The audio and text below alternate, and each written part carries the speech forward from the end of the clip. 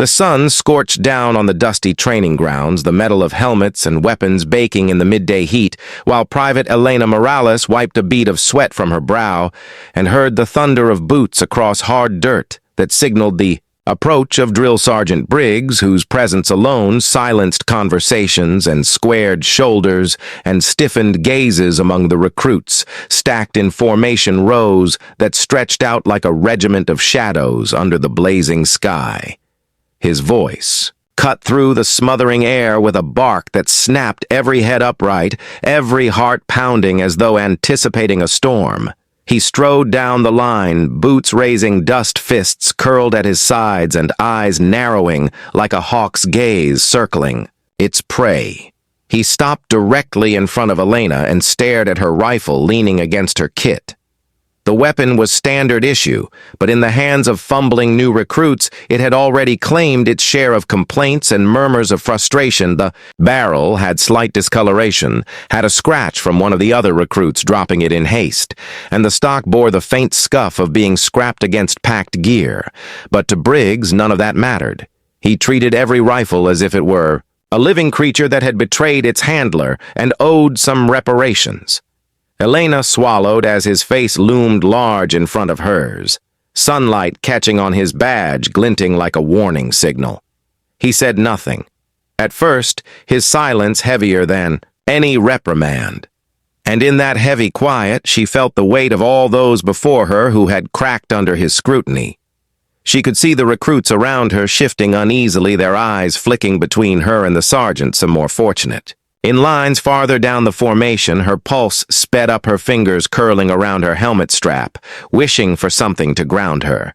But instead she found the dryness of her throat and the ever-present hum of the midday cicadas rising in pitch. The world seemed to shrink until it was just her and Briggs, and the gun leaning innocently at her feet, she tried to steady her breathing, convince herself that this was training, that the rifle was just an object, and that she had already spent weeks practicing assembly-disassembly, sight alignment and trigger squeeze, and that she had a measure of confidence despite the early mornings and the blistered fingertips and the nights haunted by echoes of commands in her sleep. Yet none of that mattered now, for the sergeant's attention magnified failures into explosions and hidden strengths into pressures ready to shatter. Under the glare, he reached down, picked up her rifle, and swung it up to his shoulder, inspecting it from every angle. The recruits held their breath. Some watched with interest, others with fear. But Elena's muscles locked as his mechanical movement became a performance of dominance. He flicked the bolt handle open, inspected the chamber, then slammed it closed. Again, the metal rang a harsh note across the field like a gavel calling a verdict, after which he turned to face all of them, his voice low and controlled but heavy with menace. "Do you know what this is?" he asked, and the recruits stuttered through. Silence then ventured a mumbled, "Yes, sir." Some more confident than others, but Elena said nothing. She could feel the heat of his gaze ignite across her uniform as though it burned through cloth and into skin. He ignored the responses and raised his voice loud enough so that the entire battalion heard the echo boom across the range. "This weapon," he said, "is more than just a tool. This weapon is your lifeline, your responsibility, your debt to the unit, and if you cannot treat it with respect, then you will stand alone when the bullets fly next to hell. You will wish you had done better." He halted his pace and circled her, the weapon still in his hand. Elena's heart hammered as he paused right behind her shoulder, his breath almost brushing the nape of her neck. The crowd of soldiers felt the tension as though they shared her skin. They leaned slightly, whooshing in unison at each conditioned motion of the sergeant. The rifle felt cold in his hand and heavier than it had ever seemed. During drills and practice runs, Briggs then slammed the rifle butt against a steel post that anchored the target frame. The sound cracked across the air like a whip, and the recruits flinched. The rifle shuddered against the post, and a sharp metal ring echoed through the desert stillness. The barrel bent slightly, and a splinter of plating chipped off the edge. The stock cracked under the force and sent a small splinter of wood flying. Elena's breath caught, and the line of recruits froze. In shock for one instant, nothing moved. Even the insects ceased their chirp.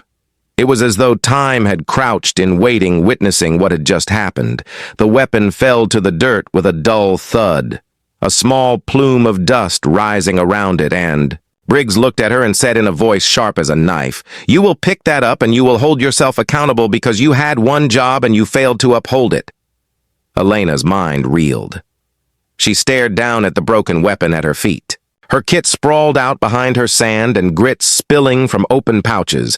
She stepped forward uncertainly and picked up the rifle. The cracked stock scraped against her glove, the barrel bent at a slight angle. The finish scuffed and pitted from the blow. She tried to steady the rifle in her arms as though by hugging it, she might absorb the damage. Her training had not prepared her for this moment of humiliation.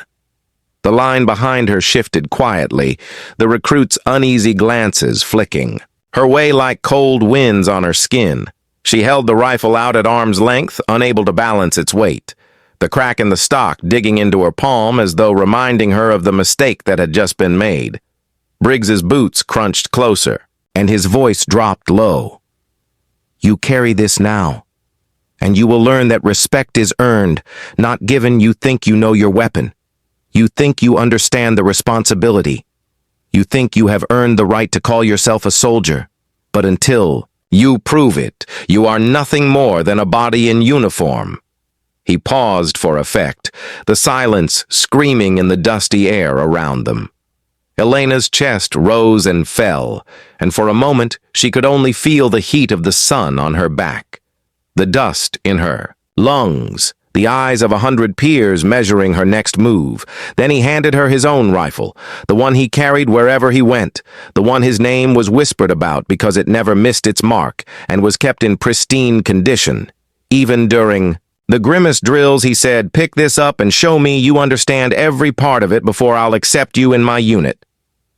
The students behind her inhaled sharply as Briggs stepped back and crossed his arms, his face hard as a stone slab and his eyes locked onto Elena's in a challenge, and she swallowed hard.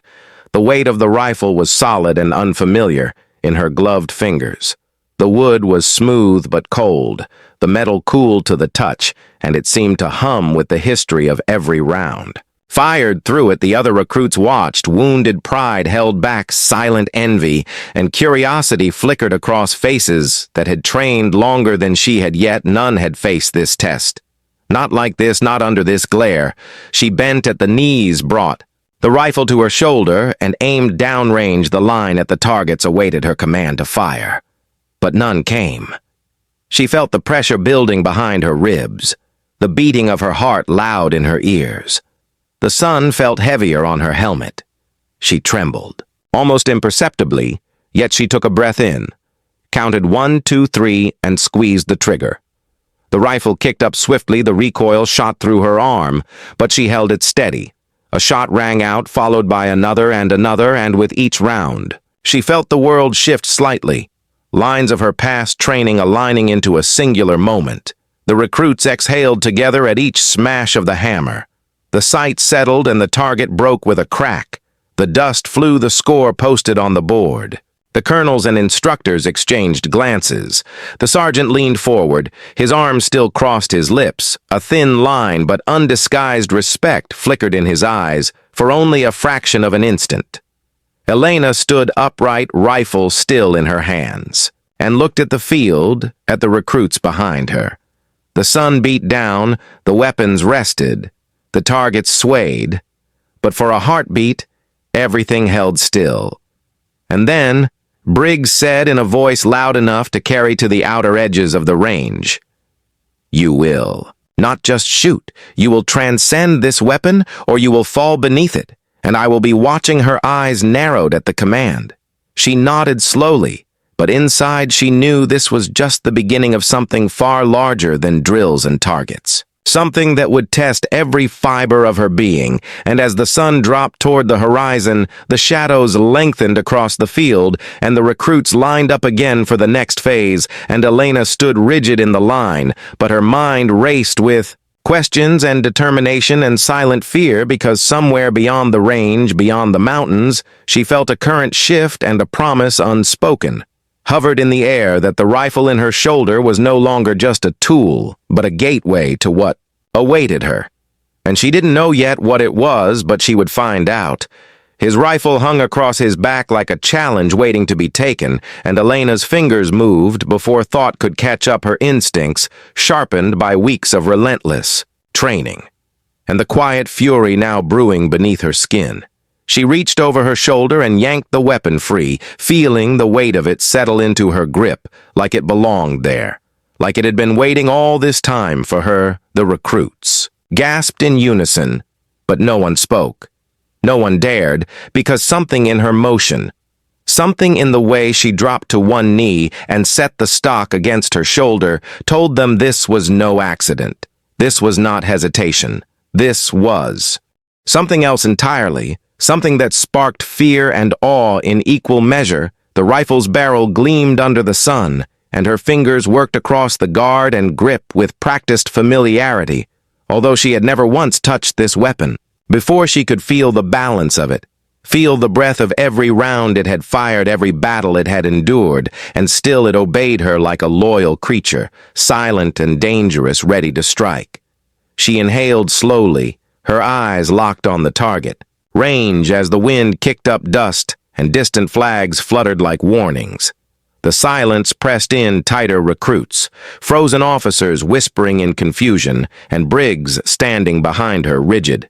His jaw clenched, his expression unreadable, as Elena adjusted her stance and aimed down the sight, the metal cool against her cheek. The only sound now her breath steady and rhythmic, like a drum counting down to something irreversible. The target stood almost mocking her, its center worn and pitted. By bullets past its paint faded by sun and time, and yet it waited like a challenge, like a promise of transformation. She pulled the trigger. The sound cracked like thunder shattering the silence. The target snapped violently, a hole punched clean. Through the center, then a second shot followed, then a third.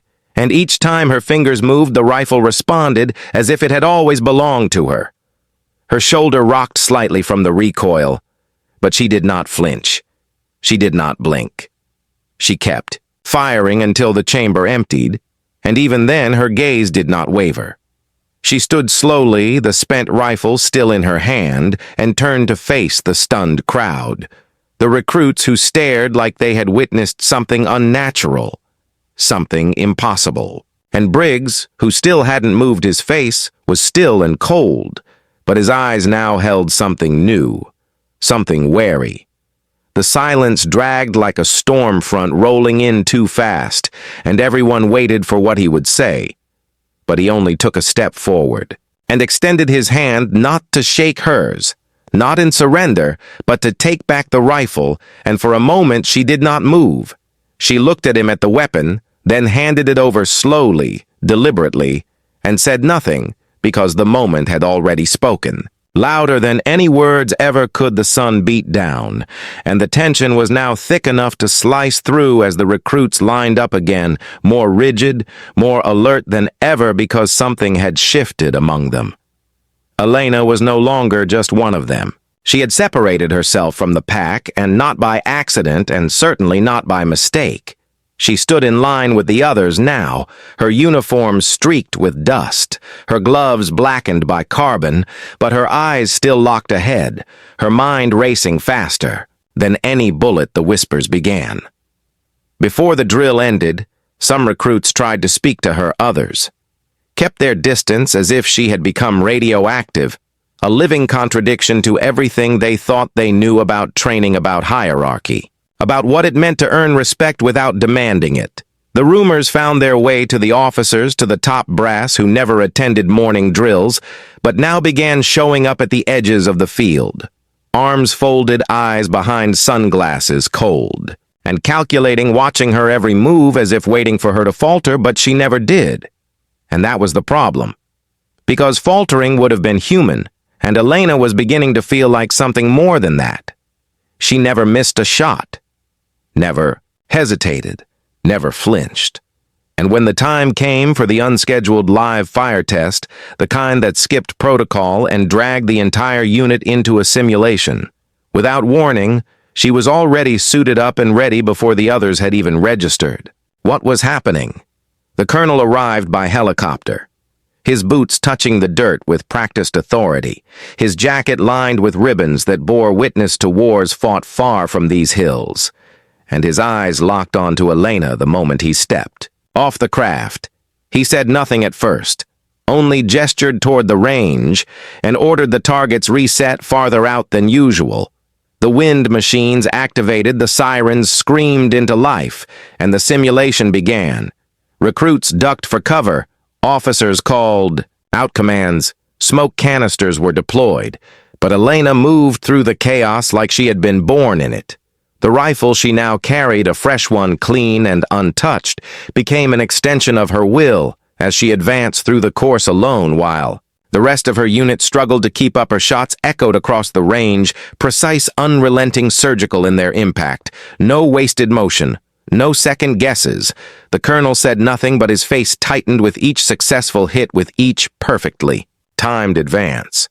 And when the final shot rang out and the dust cleared, all eyes turned to the scoreboard, to the red lights now flashing a number no one in this unit had ever seen before.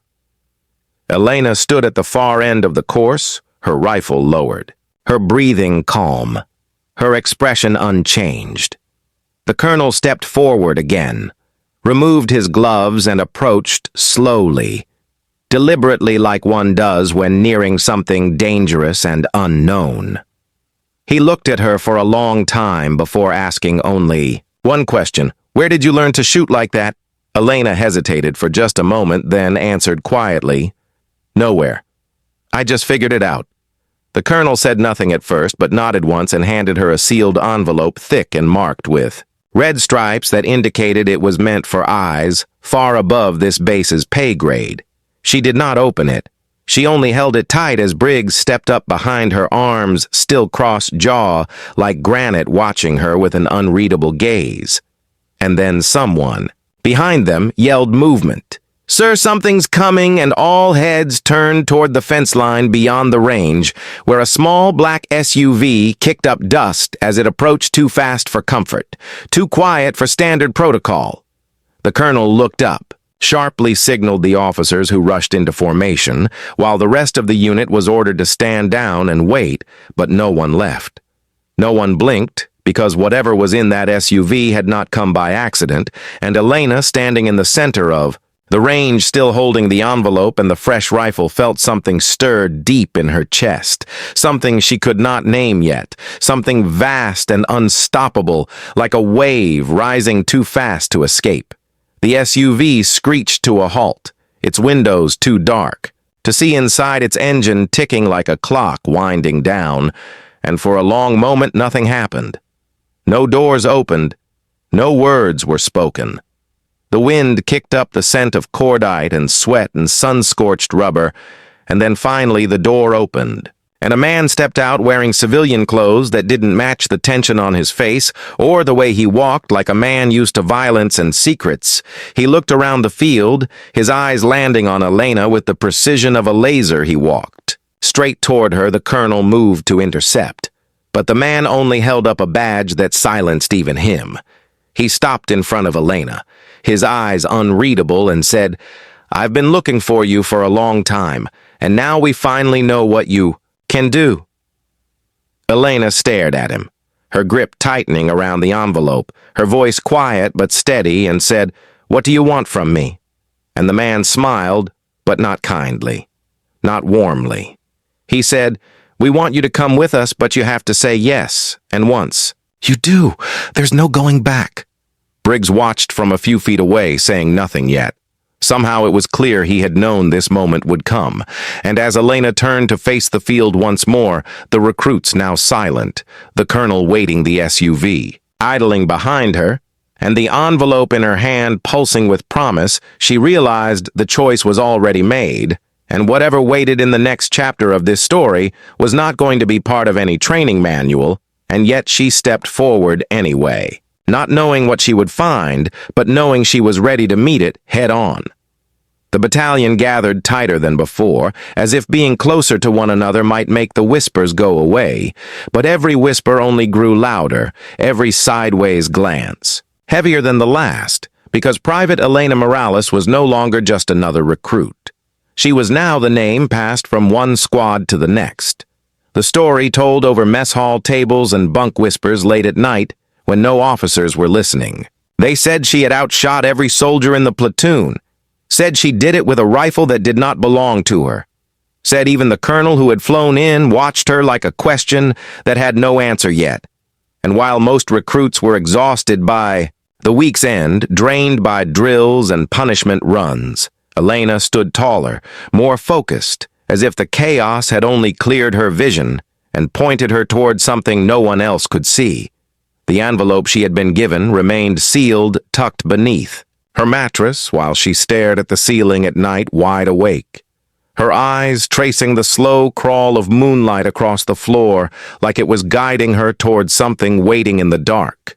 She barely spoke to anyone, not because she thought herself better, but because something inside her had shifted, something she could not quite name, and every time she picked up a rifle she felt it again, a pull in her chest, like gravity trying to rewrite itself around her presence. The others noticed how she moved through the armory like she belonged to it, how she cleaned her weapon with a reverence most reserved for sacred things, how she hit her targets faster than the time it took for the range officer to finish the word fire one afternoon. A new set of targets were set up farther out than any drill before the wind machines kicked on, and the terrain was adjusted to simulate urban warfare, broken barriers, abandoned vehicles, simulated smoke. A scenario designed to confuse, distract, and dismantle even the most alert recruit. And yet when Elena stepped forward, the officers went silent. The colonel stood with arms crossed, watching with that same unreadable expression as she dropped to one knee, rifle in hand. Her breath steady, and the shot count began. She moved through the scenario, like water bending around obstacles, flowing into cover-switching angles and clearing rooms in silence. 1 shot, 2, 3, 4. Each one landing with pinpoint accuracy, every simulated enemy going down without hesitation. Her footsteps silent, her presence ghost-like. It was as if the chaos could not touch her, and the entire battalion knew it now. They watched from the sidelines, their gear forgotten, their conversations, silenced their minds, unable to process how someone could move like that, how someone could be born of the same training, yet walk like a weapon, built not by hands but by fate. When the final target fell, the siren marking the end of the simulation blared across the grounds, but Elena did not move. At first she stood slowly, lowered her weapon, and looked up at the colonel, who had already begun speaking quietly into his radio, his expression grim and alert, and not 5 minutes later, a black SUV rolled onto the field again, but this time it did not stop at the edge of the range. It drove straight into the simulation zone, tires skidding across dirt and rubble, until it parked just a few feet away from Elena. 2 men stepped out this time. Both in civilian clothes, dark jackets, no insignia, and stone faces. They did not speak to the colonel. They did not acknowledge Briggs, who stood nearby, arms folded and jaw tight. They only approached Elena, handed her a second envelope, thicker than the last, with no return address, no instruction on the outside, and told her to open it when she was alone, then turned and left without another word. Briggs walked over slowly, his boots kicking dust as he stopped beside her, his voice low almost. Human this time. "Do you know what they are?" he asked, and she looked at him, then nodded, even though she was not entirely sure what she knew, only that this had all been building to something larger, and now it was here. Whatever it was, that night she sat alone in the bunkhouse, the others either pretending to sleep or watching from under blankets, pretending not to notice that she now carried a weight no one else could see. She opened the envelope and found more than she expected. A letter, a series of photos, satellite images, maps with marked locations, and one item that stopped her breath, a military ID badge with her name and photo. But it was not her current rank and not her current base. It was labeled with a unit she had never heard. of and bore a clearance code that none of them were supposed to even know existed. The letter was handwritten, not typed, and the signature at the bottom was a name she had never seen, but something in her gut told her it was real. "This is not a request," it said. "This is a test. You have 2 days' report to the coordinates listed. If you do not arrive, we will know, and you will not hear from us again." And the last line, etched in darker ink, said, "The choice is yours. But remember, you made it the moment. You picked up that rifle." Elena folded the letter carefully, slid everything back into the envelope, and lay back on the bed, her heart racing. Her mind split between the life she had lived up until this moment and the shadow of something waiting. On the edge of it, something watching and waiting to see if she would step across that line. She knew now that the colonel had not just come for an evaluation, that Briggs had not broken her rifle in anger, but in calculation that every drill, every stare down, every moment was leading her toward this point, and part of her wanted to walk away, to forget what she had seen, what she had read, and return to the safety of the known, the repetition, the rules. But something deeper, something darker, refused to let her go. It whispered that she was meant for this, that she had always been meant for more than the uniform and the drills and the bullet points on the whiteboard. And as the sun rose the next morning, she was already packed. She wore her fatigues, but carried no insignia. She left the rifle behind, took only what she needed, and walked out across the field, where Briggs stood waiting alone. He did not ask where she was going. He only handed her a small black case, unmarked and sealed, and said, "Quietly take this, you'll need it," and then turned and walked away without looking back, and Elena walked alone across the compound, past the sleeping barracks, past the watchtowers and fences and gates, out into the open desert where a single, unmarked vehicle waited, engine already running, doors unlocked. The driver silent as she climbed in, and the doors closed behind her, and in that moment everything changed, because she was no longer part of the battalion, no longer a name on the roster. She was something else now, something undefined, something still being written. And as the vehicle sped into the horizon, she looked out the window and saw the base growing smaller behind her, the targets, the drills, the faces all shrinking into the distance. And ahead only dust and silence, and the thin line of mountains beyond which waited something unknown, and in her chest that feeling returned, that gravity, that sense of purpose pulling tighter than ever, and she knew this story was only just beginning, and the real test had yet to come. A black SUV rolled across the open plain faster than regulation speed, its tires grinding over dry gravel, sending up clouds of dust that seemed to hang in the air like smoke and questions. And Elena sat in the back seat, eyes fixed on the horizon, fingers wrapped tight around the black case Briggs had given her. The driver never spoke, never glanced back, not once.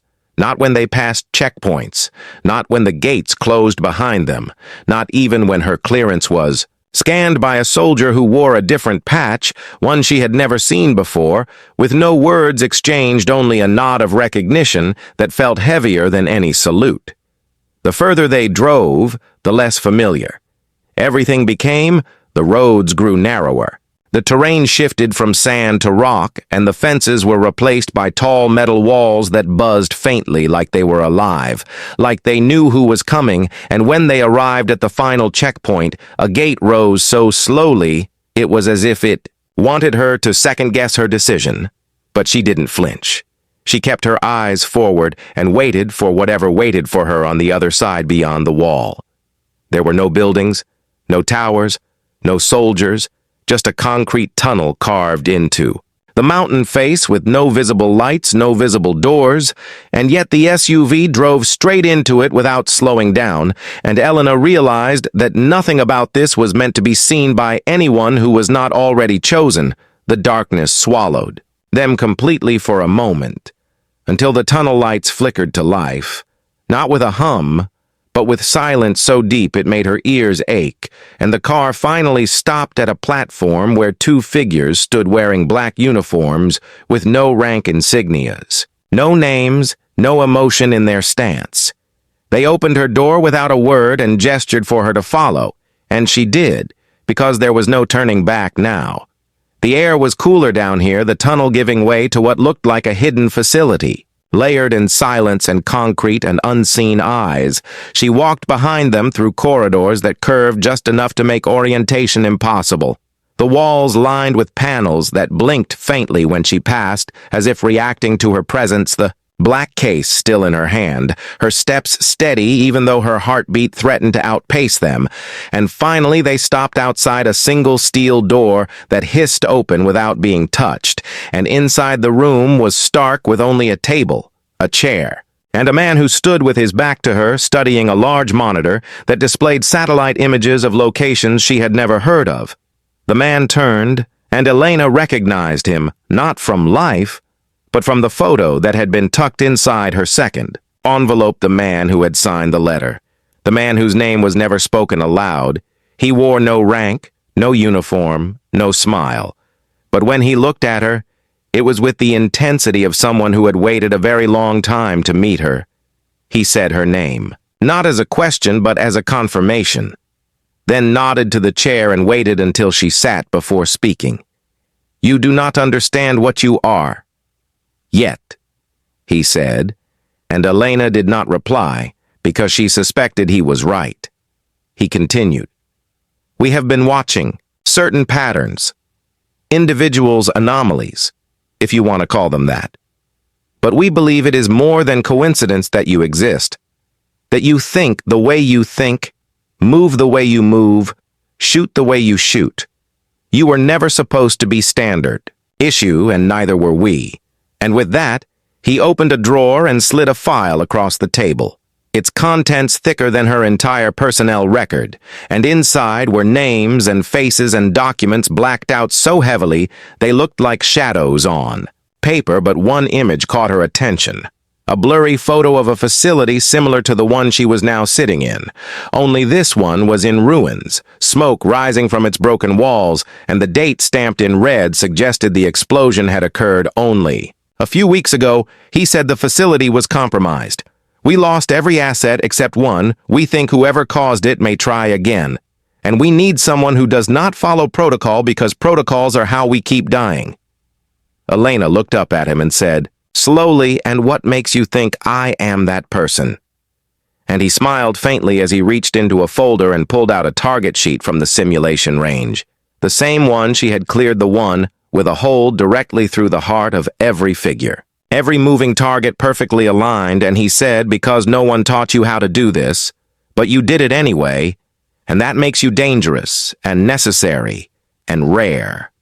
And for a long moment the room was silent, the weight of those words settling over her like armor, and she opened the black case finally, and inside was not a weapon, but a data drive and a thin headset along with a folded paper map, hand-drawn with a red X marked deep in a forest. No roads, no name, no border clearance, and a simple message underneath: "Recover the asset if possible, if not, neutralize." Elena's hands tightened around the map as she looked back at the man, who only nodded once more, and said, "The SUV will take you. As far as the forest line after that, you're on your own." And just like that, the meeting was over. She was escorted out. No good luck, no final orders, only the sense that something irreversible had just begun. And as she stepped back into the vehicle, the driver already waiting, engine idling, she understood that whatever lay ahead was not a test, but a mission with no backup, no second chance, and maybe no way out. The ride was longer this time, the terrain turning wild, trees thickening into forest. The silence deeper now, and just before the tree line the SUV stopped, and the driver handed her a sealed envelope, and this time he did speak just one sentence when you get to the cabin. "Burn this," and then he drove away, without another glance. Elena stood alone now, the forest in front of her, map and hand rifle slung across her back, headset in her pocket, the trees swaying like sentinels, and something deep within her warning that this was not reconnaissance. This was not a drill. This was something else, something buried and watching and waiting. The path to the red X was overgrown, not visible on any GPS, and every step she took into the woods was like stepping into a place forgotten by time, where birds did not sing and wind did not whisper, and the trees loomed too tall and too quiet. And as the light dimmed behind her and the shadows grew deeper, Elena moved forward faster.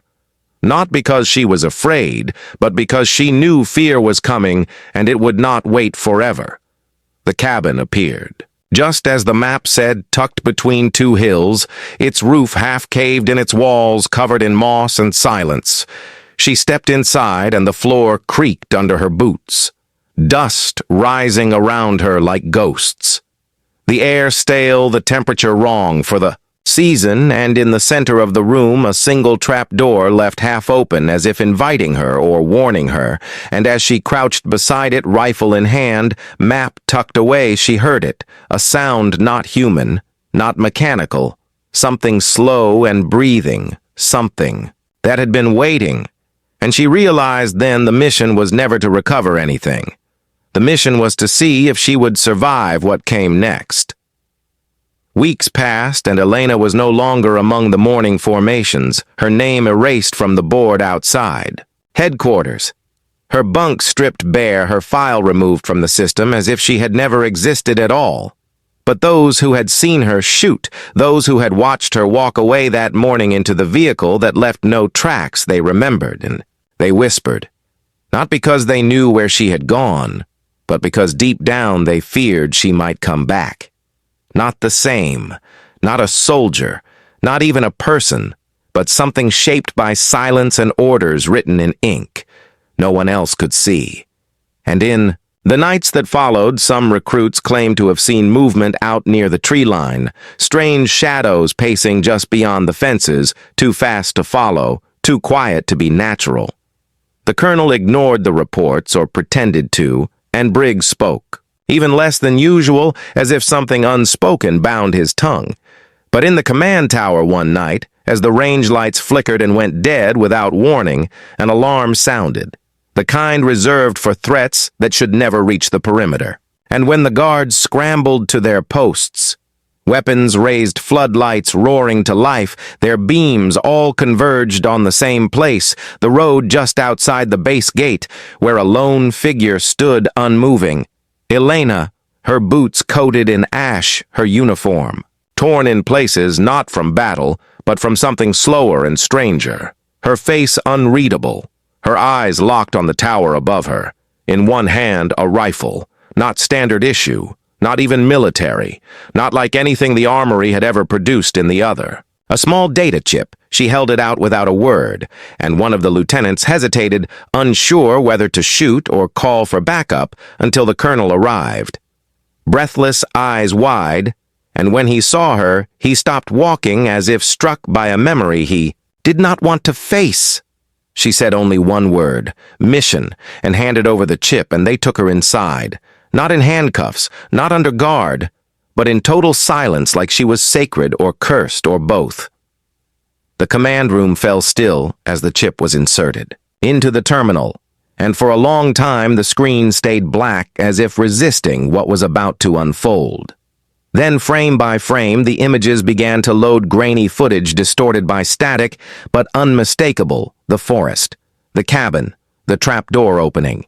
Elena's camera feed, dark at first, then flickering with glimpses of something moving below, something that did not belong in any report, no shape, just motion, just breathing, just heat. And then another feed from a drone overhead, showing the cabin. Collapse moments after she had gone in its roof, imploding its walls, caving as if pulled inward by something beneath the soil, and then nothing black screen. Then a new image not taken by drone, not taken by body cam, but clearly from inside the facility. They had lost weeks ago, and someone was alive. Someone was recording and whispering something over and over. Elena leaned forward, her face unreadable, and said, "That voice is not human." The colonel stared at the feed and nodded as if he already knew. and then turned off the screen and dismissed the room, leaving only Briggs and Elena, and silence thicker than steel. Finally, the colonel asked, "What did you find down there?" And Elena answered with something between truth and warning. "I found what? We buried, and it remembers us, and it does not want to stay buried, and I was not the only one down there." Briggs stiffened but did not speak, and the colonel looked at Elena and asked the question no one wanted to ask. "Did you complete the mission?" She did not answer. At first, she only opened her hand, revealing the second half of the data chip, the half they never told her to retrieve, the half that was never supposed to exist. And when they plugged it in, the room filled with sounds no one could explain. Not voices, not static, not language, something deeper, layered beneath the noise, something alive, something that moved with intention. And the colonel pulled the plug, his hand shaking, and said, "Get her out of here now! Lock down the tower! Delete every backup scrub." Every trace. Briggs stepped between them, then not to stop her. Not to save her, but to say quietly, "She is not a soldier anymore. And she is not a threat. She is a message, and none of us are ready to hear what it says." But they tried to contain her anyway. They tried to isolate her scan, her question, her hold her in rooms too small for what she had become. And every time they tried to box her in, lights failed, cameras froze, data vanished as if the systems themselves refused to look too closely, and then one night she was gone. No breach, no footage, no alarm, just a sealed room and an empty bed, and the black case left behind on the table with one single bullet inside, not fired, not used, just waiting and beside it a note that read, "You sent me into the dark, and the dark came back with me." And now it is listening, and from that moment forward, the base changed. The air felt different, more still, more aware. Soldiers reported dreams they could not explain, dreams of eyes watching from beneath the ground, of voices whispering from rifle barrels, of something ancient moving beneath the surface. And Briggs found himself returning to the range before sunrise alone, standing at the exact spot where she had picked up his rifle the first time, and every time he looked through the scope, he thought he saw movement at the edge of the target line, something flickering just out of frame, just beyond the reach of light and sound, and he never told anyone, but he began.